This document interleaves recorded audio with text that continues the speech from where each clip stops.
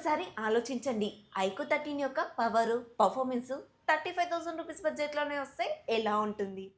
IQ 13 35,000 rupees బడ్జెట్‌లో వస్తుందని చెప్పట్లేదు. ఐక్యూ నియో 11ని 32,000 రూపీస్ బడ్జెట్‌కి స్నాప్‌డ్రాగన్ 888 ప్రాసెసర్ తోటి చైనాలో లాంచ్ చేసేసారు. Hi hello friends, welcome back to our channel Priyanka tech news. నేను మీ ప్రియాంక.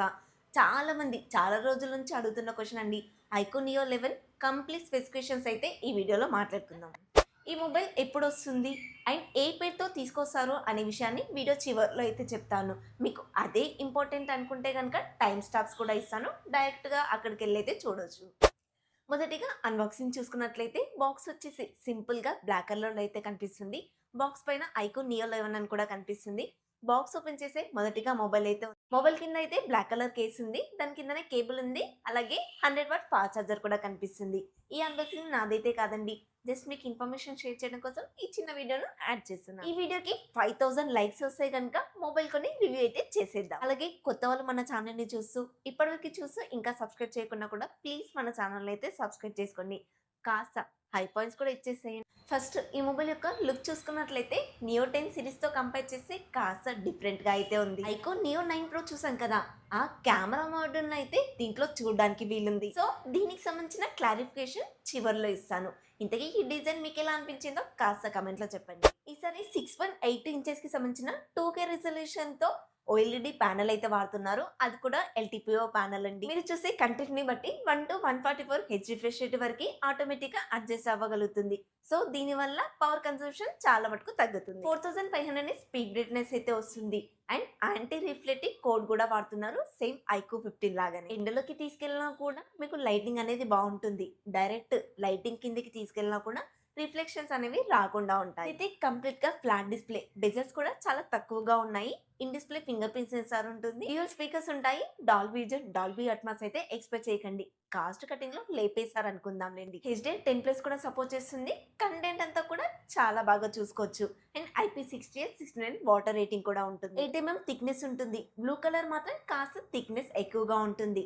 చుట్టూ ఫ్రేమ్ అంతా కూడా అల్యూమినియం ఇచ్చినప్పటికీ కూడా 215 గ్రామ్స్ వెయిట్ అయితే ఉంటుంది. చూడడానికి ప్రీమియం ఫీల్ అయితే ఇస్తుంది. ఈ బ్యాక్ సైడ్ వచ్చేసి లెదర్ ఇంకా ప్లాస్టిక్ ఫినిషింగ్స్ అయితే వాడారు. పర్సనల్ గా నాకైతే ఆరెంజ్ కలర్ వేరియంట్ చాలా బాగా నచ్చింది. ఒక లుక్ వేసేయండి.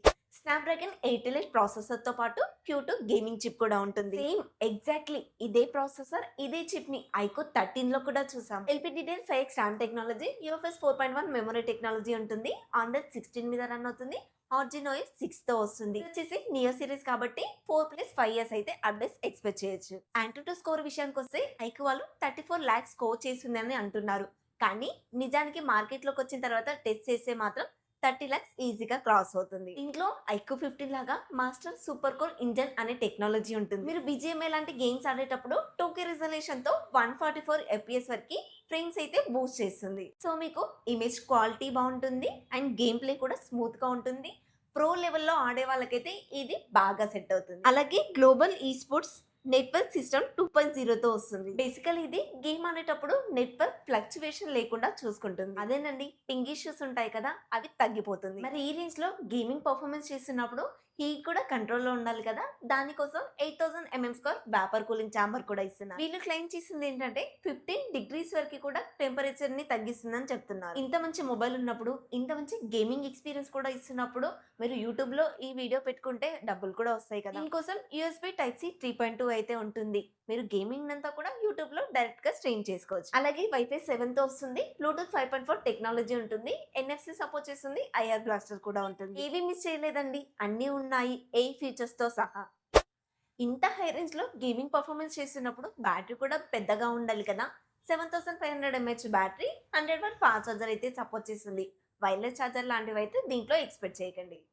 ఐక్యూ మొబైల్స్ అంటే పర్ఫార్మెన్స్ బీస్ట్ ఉంటాయి. ఈసారి కెమెరాస్ కూడా ఇంప్రూవ్ చేశారు. Back side dual camera setup లో 50+8 MP వాడితే ఫ్రంట్ 16 MP అయితే ఇస్తున్నారు. ఇండియాకి వచ్చేటప్పటికి మాత్రం ఫ్రంట్ కెమెరా 32 MP కి చేంజ్ అవుతుండొచ్చు. మిగతా స్పెసిఫికేషన్స్ అన్ని కూడా చైనా లాగానే ఉండొచ్చు, కానీ కెమెరా డిపార్ట్మెంట్ లో మాత్రం చేంజ్ అవుతుండొచ్చు నా గేస్ ప్రకారం. మెయిన్ కెమెరా వచ్చేసి సోనీ LVT 700V అనే సెన్సార్ అయితే వాడుతున్నారు. దీని నుంచి మాక్సిమం 8K 30 FPS వరకు వీడియో రికార్డ్ చేయొచ్చు అండ్ ఓఎస్ కూడా సపోర్ట్ చేస్తుంది. 8K రికార్డింగ్ క్యాపబిలిటీ వీళ్ళు ఇచ్చినప్పటికీ కూడా వీళ్ళు ఇస్తున్న ప్రైస్ అంత మంచి కలర్స్ అయితే ప్రొడ్యూస్ చేయలేదు. ఆ క్లిప్స్ తీసుకొని ఎడిటింగ్ సాఫ్ట్వేర్ లో కలర్ గ్రేడింగ్ చేసుకున్నట్లయితే ఈ స్కిల్స్ ని బట్టి అవుట్పుట్ అయితే వస్తుంది. మీరు ఎంత బాగా ఎడిటింగ్ చేయగలిగితే అంత మంచి అవుట్పుట్ అయితే కనిపిస్తుంది. రా ఫుటేజ్ మాత్రం కొంచెం న్యాచురల్ గా ఉన్నాయి. శాంపిల్స్ అయితే చూసాను. 8MB వచ్చేసి ఎప్పటిలాగానే అల్ట్రావైడ్ అయితే ఇస్తున్నారు. కాస్ట్ కటింగ్ అనుకుంటా, మేబీ టెలిఫోటో లెన్స్ ఇచ్చుంటే బాగుండేది అని నా ఒపీనియన్. ఫ్రంట్ కెమెరా నుంచి చైనీస్ వేరియంట్ కాబట్టి 1080 60fps లో వీడియో రికార్డ్ అయితే చేయొచ్చు. ఇండియాకి వచ్చేసరికి ఖచ్చితంగా మారుస్తారు కాబట్టి 4K రికార్డింగ్ అయితే తీసుకొస్తారని ఎక్స్పెక్ట్ చేస్తున్నాను. కెమెరా యొక్క శాంపిల్స్ అన్ని స్క్రీన్ పైన ఇస్తున్నాను. ఇది ఎలాగో పర్ఫార్మెన్స్ ఓరియంటెడ్ మొబైల్ కాబట్టి కెమెరా పనితనం కాస్త తక్కువగానే ఉంటుంది. ప్రైస్ విషయానికి వస్తే ఆల్రెడీ చెప్పాను, చైనాలో 250GB వేరియంట్ వచ్చేసి 32,400కి అయితే వస్తుంది. ఇండియాకి వచ్చేటప్పటికి 5,000 పెంచాలి కాబట్టి 37,000కి అయితే వస్తుంది. కాకపోతే ఇండియాలో 8GB బేస్ వేరియంట్ ఉంటుంది కాబట్టి 35,000కి అయితే ఎక్స్పెక్ట్ చేయొచ్చు. 40,000 రూపీస్ బడ్జెట్ లోపే ఇండియాలో ఈ మొబైల్ స్నాప్డ్రాగన్ 808 ప్రాసెసర్ తోటి అదే 2K రిజల్యూషన్ ఉన్న డిస్ప్లే కూడా ఉంది అంటే మంచి మొబైల్ అనే చెప్తాను. ఇక ఈ మొబైల్ ఇండియాకి ఇప్పుడు వస్తుంది అనే విషయానికి వస్తే కనుక ఒకవేళ వస్తే జనవరి తర్వాత ఎక్స్పెక్ట్ చేయాలి. దానికి ఇండియాలో నియో సిరీస్ ఉన్నాయి కదా, నియో 10 నియో 10R అని చెప్పేసి అవి అసలు నియో సిరీసే కాదు. చైనాలో ఐక్యూ Z9 ఎండ్యూరెన్స్ ఎడిషన్ ని ఇండియాలో ఐక్యూ నియో 10R లాగా, చైనాలో ఐక్యూ Z10 టర్బో ప్రో ని ఇండియాకి ఐక్యూ నియో 10 లాగా తీసుకొచ్చారు. నిజమైన ఐక్యూ నియో 10 ఇలా ఉంటుంది. అసలు ఈ మొబైల్ ఇండియాకే రాలేదు. ఇకపోతే ఈ ఐక్యూ నియో 11 వచ్చేసి ఇప్పట్లో ఇండియాకి అయితే రాదండి. వస్తే కనుక ఒకవేళ జనవరి తర్వాత వస్తుంది. అది కూడా ఐక్యూ నియో 11 ప్రోగా అయితే తీసుకొస్తారు. ప్రైస్ గురించి అయితే ఆల్రెడీ మీకు ముందే చెప్పానండి, ఒక 5,000 అయితే ఎక్కువగానే ఉంటుంది. ఇక వస్తుందా రాదా అనే విషయానికి వస్తే కనుక మళ్ళీ అప్డేట్ చేస్తాను. నా వర్షన్ అయితే అయిపోయిందండి. ఇక మీ వర్షన్ చెప్పండి. ఈ స్పెసిఫికేషన్ తోటి ఈ మొబైల్ ఇండియాకి వస్తే కనుక ఖచ్చితంగా హిట్ అవుతుంది. మీరేమంటారు? మీకేమనిపించిందో కమెంట్ లో చెప్పండి. ఈ వీడియోకి ఒక లైక్ చేయడం, సబ్స్క్రైబ్ చేయడం, అలాగే హైపైన్స్ ఇవ్వడం అయితే అస్సలు మర్చిపోకండి. నెక్స్ట్ ఇంకొక కొత్త ఇన్ఫర్మేటివ్ వీడియోతో మీ ముందుకు వస్తాను. Until then bye by.